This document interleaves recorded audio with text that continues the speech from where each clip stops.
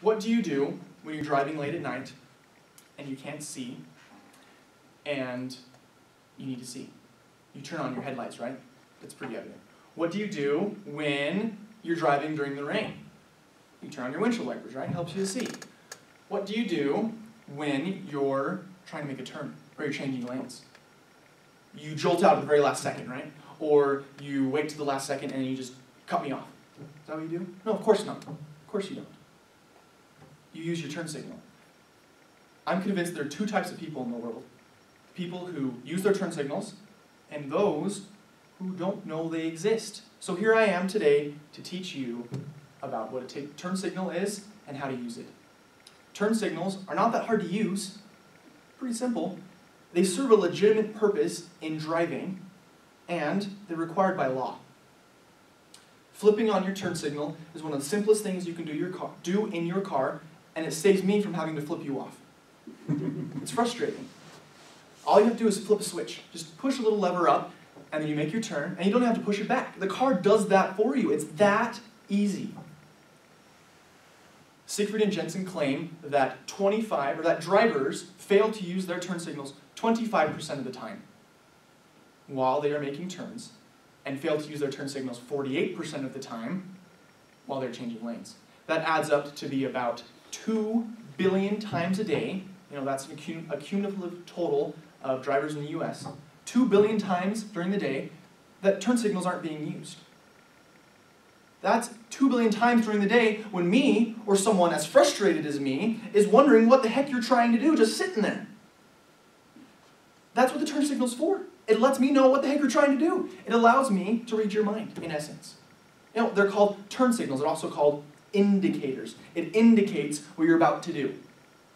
It saves me from getting road rage.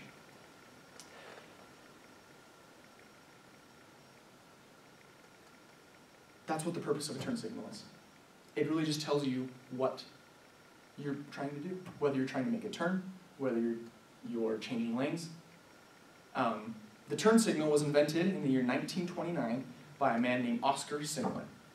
And I can just imagine what was going through his head when he first invented it. He was probably sitting there in his Model A, just right behind the new Model T, and he's just thinking to himself, what in the world is this guy doing? He's just sitting there. He's been sitting here for 5 minutes. There's no one coming, and he's just sitting there at the intersection. And finally, he makes the turn. And he's like, well, we can fix that and remedy that problem. And so he invented the turn signal.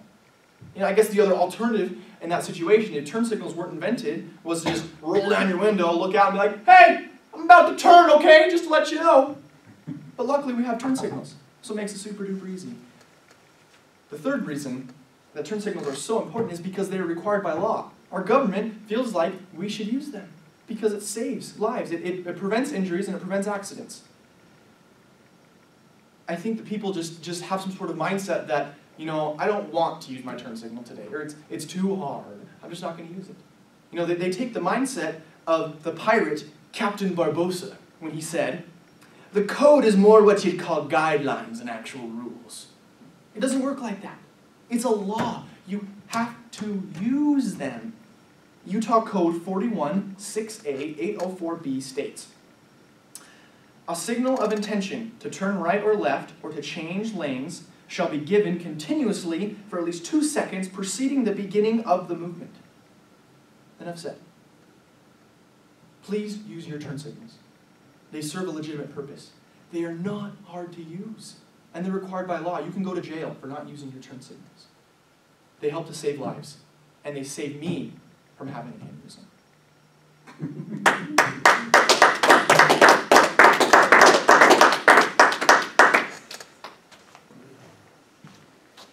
We can get out of here. It's 4 minutes and 14 seconds.